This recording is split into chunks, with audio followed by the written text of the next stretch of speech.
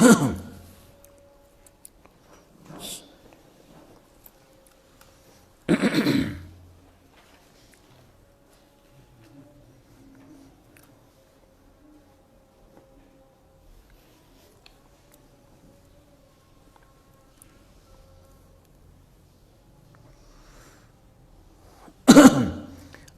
بالله من الشيطان الرجيم بسم الله الرحمن الرحيم ما كان على النبي من حرج فيما فرض الله له سنة الله في الذين خلوا من قبل وكان أمر الله قدرا مقدورا الذين يبلغون رسالات الله ويخشونه ولا يخشون أحدا إلا الله وكفى بالله حسيبا ما كان محمد أبا أحد من رجالكم ولكن رسول الله وخاتم النبيين وكان الله بكل شيء عليما.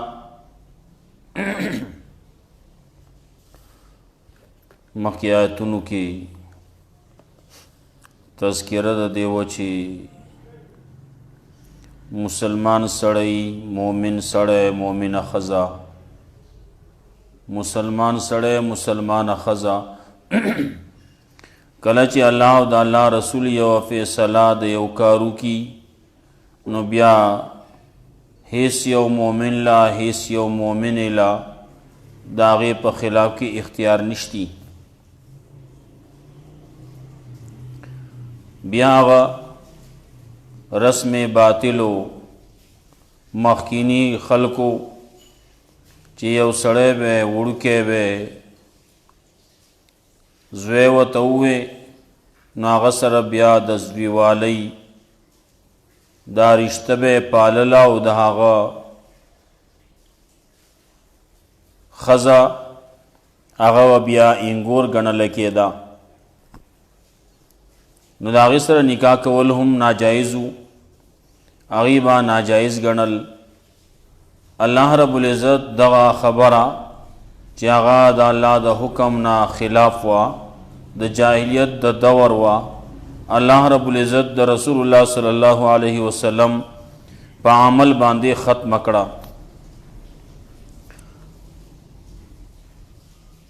هغه سړی چې الله په انعام کړی الله ورته ایمان نصیب کړی، رسول الله صلی الله علیه وسلم په هم احسان کړی چې غلامو آزاد کړی یو. دارنګې بیا ورسره بل احسان داو چې زوی ورته ویلي متبنا کړی یو. نو کله چې رسول الله صلی الله علیه وسلم هغه له واده وکړو د زینب رضی الله تعالی عنها سره، زینب بنت جحش رضی الله تعالی عنها وه.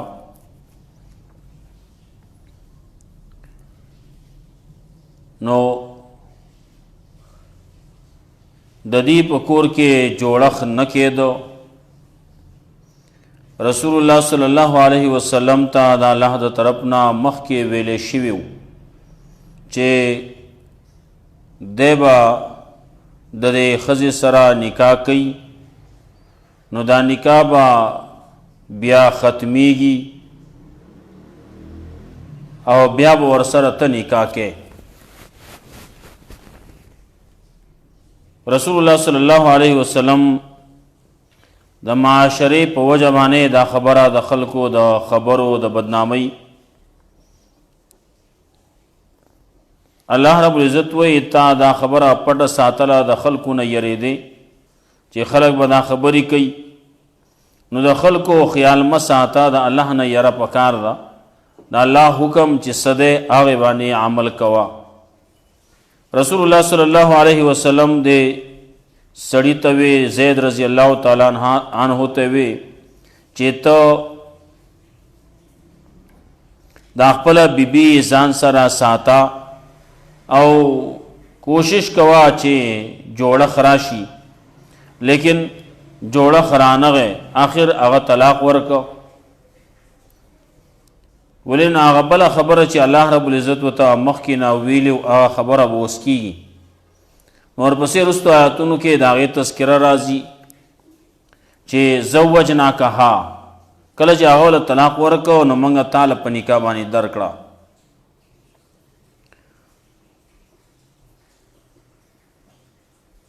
ما بله ورځ ویلي وو دلته کې بعضې خلکو ورسه بعضې خبرې کړلي، هغه ټولې غیر مناسب خبرې دي.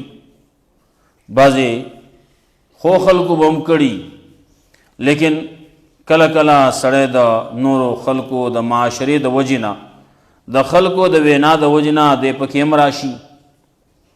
نو چا داسې خبرې کړي چې هغه په خولې باندې د رسول الله صلی الله علیه وسلم دپاره د هغې راتلل د نامناسب او ناجایز دي. چا چې ویلي د هغه دپاره سړی به دا وایي الله دې ورته بخښنه وکړي،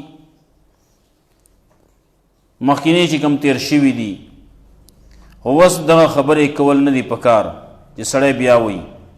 نو موږ هم نه وایو، ځکه چې د پیغمبر صلی الله علیه وسلم شان په باره کې دغسې خبرې کاغه دروغ هم دي، خو ویلې ښه کار نه دی. موږ ورسره دا هم وایو چې دا دروغ دي، لیکن بیا هم هغه بیانولې ښه نه دي. څوک چې بیانوي په دې شکل باندې چې دا رښتیا دي او داسې شوې ده، نو خو جو ګناهګار دی. بیا د خپل مشر په باره کې، د خپل پلار په باره کې سړی دا نشي برداشت کولی. نو چې نشي برداشت کولی د پیغمبر په باره کې به څنګه برداشت کوي؟ نو کله چې زید رضی الله تعالی عنہ طلاق ورکو، نو الله وایي موږ تعالی دا په نکاح باندې درکړه. بعضې روایتو کې راځي چې لکه رستو ورسره یو مسله راځي، بعضې علماو د هغې نه ویلي چې د دې یو بل سره ملاقات هم نو شوی. کم چې ملاقات څه ته ویلی کېږي، بعضې وایي نه ملاقات خو شوی و. نو بیا وروستو چې کله ملاقات نه شوی، صحیح خلوت یې صحیحه ورته وایي، یوازې یو ځای کېدل نه دي شوي، نو بیا په دې کې طلاق ورکړی شي، نو بیا پکې عدت هم نه. لیکن بعضې روایتونو کې دا راځي چې ملاقات شوی دی، میلاویدل شوي دي، وخت پکې تیر شوی دی، او بیا هغه طلاق ورکړلی، نو عدت پکې هم تیر شوی دی. او د هغې نه وروستو الله رب العزت وایي موږ تعالی په نکاح باندې درکړه. مخکې نه موږ دا پیشنګویي کړې وه چې دغسې به کېږي، دی به نکاح کوي، هغه نکاح به ختمیږي، طلاق به میلاویږي، او د هغې نه وروستو موږ به یې تعالی په نکاح باندې درکوو. هغه شانتې وشوه.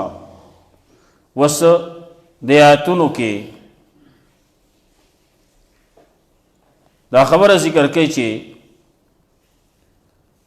پیغمبر صلی الله علیه وسلم باندې څه ګناه نشتی، څه تنګسیاپي نشتی په رسولو د دین کې. دین به رسوي په هغه طریقې باندې چې کوم مخکې خلکو رسول دی. انبیا علیهم السلام تیر شي دي، هغې د الله رب العزت د طرف نه چې کومه مسله وه هغې رسوله، نو پیغمبر هم لګیا دی هغه رسوي. او دا خلق صحابه کرام دارنګه ازواج مطهرات دا په دین رسولو کې د رسول الله صلی الله علیه وسلم معاونینو. د هغې تذکره کوي. ورسره رستو بیا یو خبره دا کوي چې محمد رسول الله صلی الله علیه وسلم ستاسو په نارینو کې د چا پلار نه دی. د رسول الله صلی الله علیه وسلم زامن وو، لیکن الله هغه په ډوکوالي کې اغستی و. د هغې الله رب العزت خپل کار دی، حکمتونه دي، په هر څه کې حکمتي. نو الله رب العزت دغسې وکړه چې زامن یې وله ورکړه، لیکن زامن یې ورلا لوی نه کړه. او کم چې پردي خلق دي، صحابه کرام دي، دارنګه د رسول الله صلی الله علیه وسلم امتیان دي په هر دور کې. دا نه چې صحابه کرام یوازې داسې وو، نه صحابه کرامو مینا یقینا چې زیاته وه، لیکن په دې دور کې یو سړی به داسي چې هغه به مونځ هم نه کوي، روژه به هم نه نسي، هغه به ګیره به هم نه وي، نور هم څخه کارونه به نه کوي، لیکن د رسول الله صلی الله علیه وسلم په خلاف کې خبره به نشي برداشت کولی. ډېر داسې شوي دي د پیغمبر په خلاف کې چې چا خبره کړله نو چې د ګستاخي د پیغمبر وکړي نو د هغه سزا قتل دی، د دې قتل کړی شي. د پیغمبر چې یو سړی ګستاخي کوي نو دی په دې خبره باندې مرتد کیږي او د مرتد سزا بیا قتل دی. لیکن کم ځای کې چې نه کیږي نو هغه ځای کې خلکو بیا ځان رسولی او د رسول الله صلی الله علیه وسلم په ناموس باندې خپل ځان پې وجلی، لیکن هغه بل یې ځانه مخکې کړلی. یو دور کې یو کتاب لیکلی شوی و، هندوانو لیکلی و، رنګیلا پیغمبر او رنګیلا رسول، په دې نوم باندې یو شی لیکلی و. هغه وخت کې الله رب العزت یو سړی پیدا کړی و، عالم الدین یې ورته وی، هغه لاړ او ځان یې ورساو، هغه سړی یې مړ کو. بیا د هغه په خلاف کې فیصله وچلېده او هغه خلاف کې خبره وشوه، هغه هم قتل کړی شو، شهید شو. لیکن کومه خبره چې وا هغه سر ته رسول وه وی زما غم نشتی، خبره به خلاصه کړله. دغسې په هر دور کې د رسول الله صلی الله علیه وسلم په ناموس باندې خپل ځان قربانون کی خلق شتی. ورسره د رسول الله صلی الله علیه وسلم د آخري پیغمبر کېدو خبره کوي چې پیغمبر صلی الله علیه وسلم خاتم النبیین دی، آخري پیغمبر دی، د ده نه وروسته بل پیغمبر نه راځي.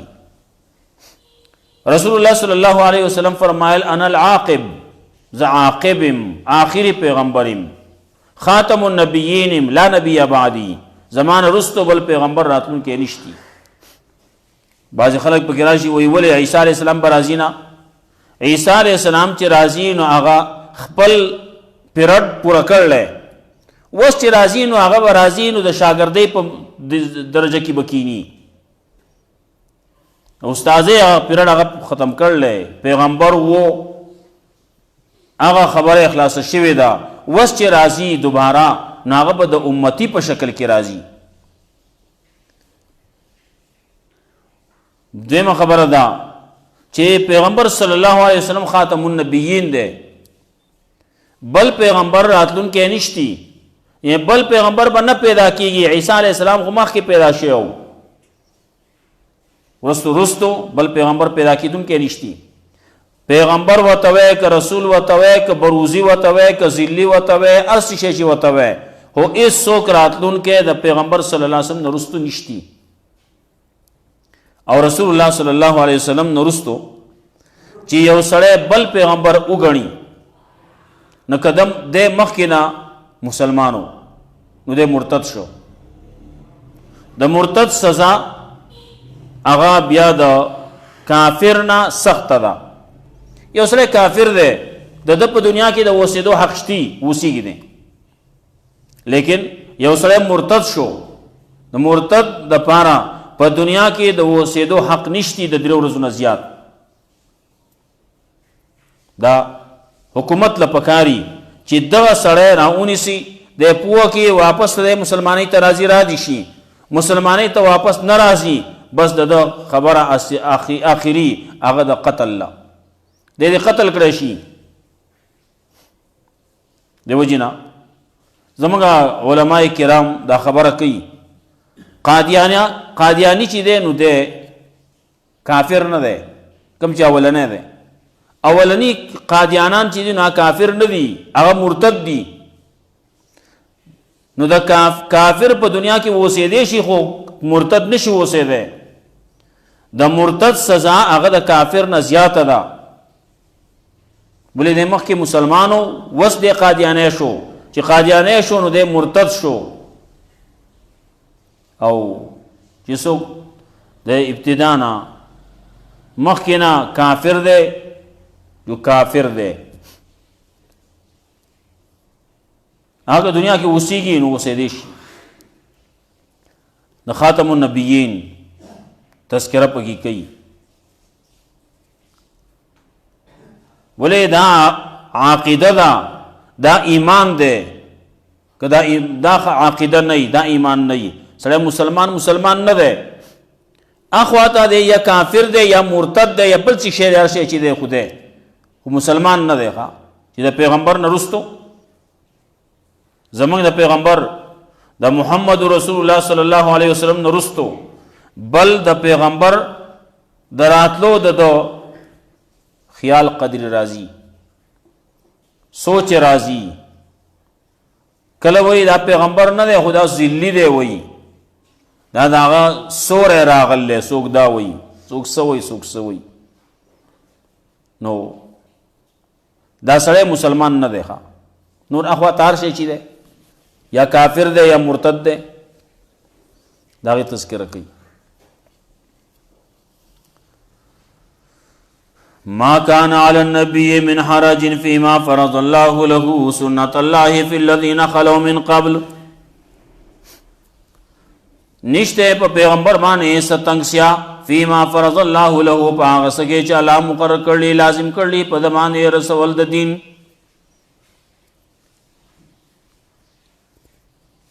د دین رسول پیغمبر صلی الله علیه وسلم باندې هر پیغمبر باندې لازمی.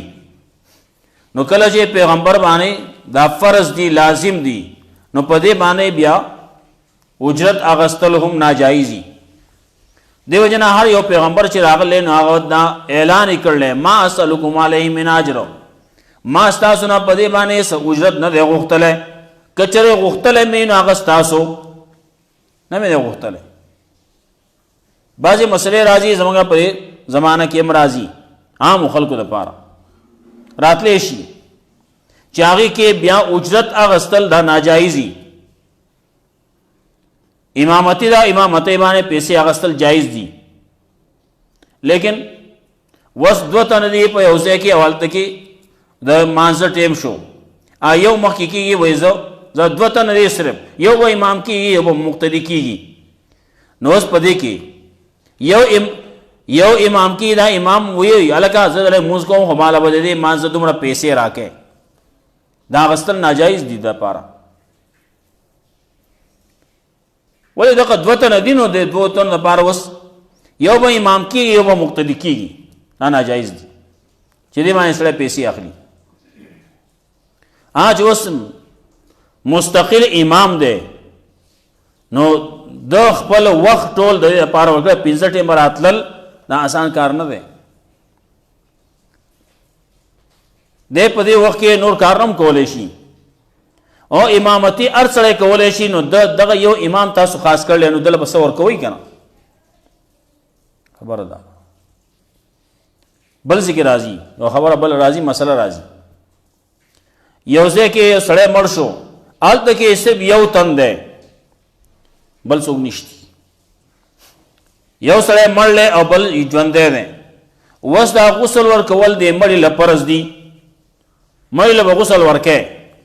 نو مړي له چې غسل ورکوې نو دلته کې صرف یو تن دی، دی وایي نه زه خو غسل به ورکوم، اله چې مال به پیسې راکوي د غسل. دا پیسې په دې باندې اخیستل دا دغه فقهاو لیکلي دا ناجایز دي په دغې غسل باندې چې صرف یو تن دی، نو دله پیسې اخیستل په دې باندې ناجایز دي. اوس دا ټوله محله ده، خلک دې ډېر شی دي.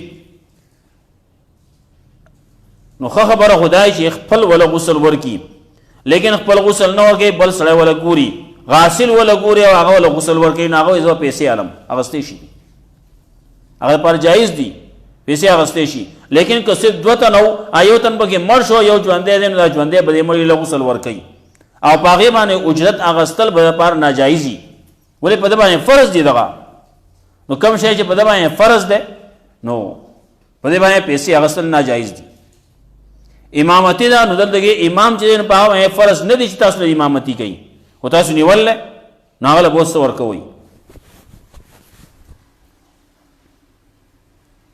نو ما کان علی النبی من حرج نشته پیغمبر باندې ستنګسیا فيما فرض الله له پاسې چې الله لازم کړی په دمانه دین رسول په دمانه لازم کړی.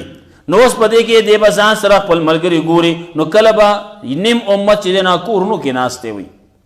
بعضې خبرې داسې دي چې هغه د زنانو مسلې دي. زنانو مسلې بعضې خبرې داسې دي چې هغه سړی د سړي نه ښځه د سړي نه تپوس نشي کولی. یوه ښځه ده د مولي صاحب نه تپوس نشي کولی دا مسله څنګه ده. نه بیا پکار دی چې یا چېرته زنانۍ هغه پوهی عالمۍ او د هغې نه تپوس کي او د مسله بیان کي. او که دغسې نه نو بیا دا ښځه خپل خاوند ته وایي چې ته لاړ شه او د دې مسلې معلومات وکړه. نا سړی راشي او د مولي صاحب نه معلومات وکړي د مسلې. بعضې مسلې دي داسې چې هغه د عامو خلکو په مخ کې نشي ویلی کېدی. نو رسول الله صلی الله علیه وسلم دین رسی. نو پیغمبر صلی الله علیه وسلم چې څومره دین رسول له مسلې بیان کړلی لیکن هلته کې ښځو مسلې خو نه بیانېږي که نه. نو دې وجې نه رسول الله صلی الله علیه وسلم بیا ډېر ودونه کړلي. وروستو خبره به راځي د هغې نورو آیتونو کې. پیغمبر صلی الله علیه وسلم د پاره جایز چې څومره نکاحونه کوي وروستو د بلې رکو کې بیا راځي. نو ما کان علی النبی من حرج نشته په پیغمبر باندې ستنګسیا فيما فرض الله له پاغه چې الله مقرر کړی لازم کړی په دمانه سنت الله فی الذین خلو من قبل پشان د طریقې د الله پاک کسانو کې چې تیر شي دي مخکې انبیاء علیهم السلام تیر شي دي هغې مسلې رسولي دین بیان کړلی. وکان امر الله قدرا مقدورا او د کار د الله په اندازه باندې اندازه کړی شوی. دا مخکې چې کوم څه شوي دي نو دا هم الله اندازه کړو. الله ته د دې پته وه او الله د دې خبر هم ورکړی. الذین یبلغون رسالات الله هغه کسان چې رسوي پیغامات د الله ویخشونه یریږي د الله نه ولا یخشون احدا الا الله نه یریږي د یو تن نه ما سوا د الله نه د هیڅ چا نه یریږي. وکفا بالله حسیبا کافی دی الله حساب کوونکې. ما کان محمد ابا احد من رجالکم نه دی محمد صلی الله علیه وسلم پلار د یو تن ستاسو د نارینهو نه ولکن رسول الله لیکن دی دی نو د الله رسول دی وخاتم النبیین او آخري پیغمبر دی. آخري پیغمبر دی چې د نه وروستو نور پیغمبران راتلونکي نشتي. بس د پیغمبرۍ دروازه په پیغمبر صلی الله علیه وسلم باندې ختم شوه. کله رسول الله صلی الله علیه وسلم مثال هم پیش کړي وی زمونږ د انبیاء علیهم السلام مثال داسې دی لکه یو سړي کور جوړ کړو په هغې کې هر څه یې پکې ولګوله خو یوه خښته پکې کمه ده آخري خښته پکې کمه ده. خلک وایي هلکه ډېر ښکلی کور یې جوړ کړی خو چې دغه ځای کې یوه خښته لګولی وی نو هغه آخرنۍ خښته زه یم هغه زما نه وروسته بل پیغمبر نشتی. وخاتم النبیین وکان الله بكل شیء علیما دی الله په هر شي باندې پوهه. یا ایها الذین آمنوا اے مؤمنان اذکروا الله ذکرا کثیرا. خبر بیا کی ما کان علی النبی من حرج نشته په پیغمبر باندې څه تنګسیا فيما فرض الله له پاسه چې الله مقرر کړی په د باندې سنت الله فی الذین خلو من قبل طریقه د الله یا پشان د طریقې د الله پاکستانو کې تیر شوي دي مخکې. وکان امر الله قدرا مقدورا او کار د الله دی حکم د الله دی کار د الله دی په اندازه کړی شوي. الذین یبلغون رسالات الله کسان چې رسي پیغامات د الله او یخشونه یریږي د الله نه یره کوي د الله نه ولا یخشون احدا الا الله نه یریږي د یو تن نه ما سوا د الله نه. وکفا بالله حسیبا کافی دی الله حساب کوونکی. ما کان محمد ابا احد من رجالکم نه دی محمد صلی الله علیه وسلم پلار د یو تن ستاسو د نارینهو نه ولکن رسول الله لیکن د الله رسول دی وخاتم النبیین او آخري پیغمبر دی. وکان الله بكل شیء علیما او دی الله په هر شي باندې پوها. الله رب عزت موږ له قرآن او سنت باندې عمل کول توفیق راکړي. نعم غنا صاحب په وته